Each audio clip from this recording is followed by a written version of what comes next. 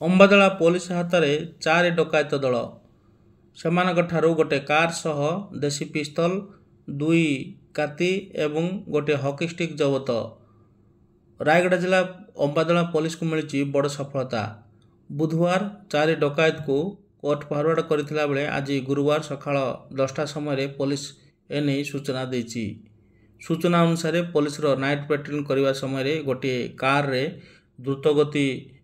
ଦ୍ରୁତଗତି ଭାବରେ ଯିବାର ଦୃଶ୍ୟ ଦେଖିବାକୁ ମିଳିଥିଲା। ଏହି ସମୟରେ ପୋଲିସ ସନ୍ଦେହ କରି ସେହି ଗାଡ଼ିଟିକୁ ଗୋଡ଼େଇ ଯାଇଥିଲା।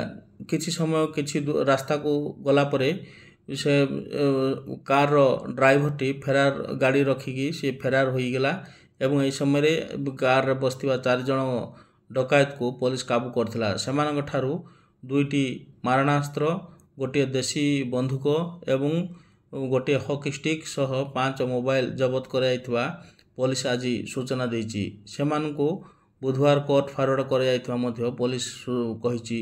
ତେବେ ଏନେଇ ଅମ୍ବାଦଳା ଥାନାରେ ମାମଲା ରୁଜୁ ହୋଇଛି।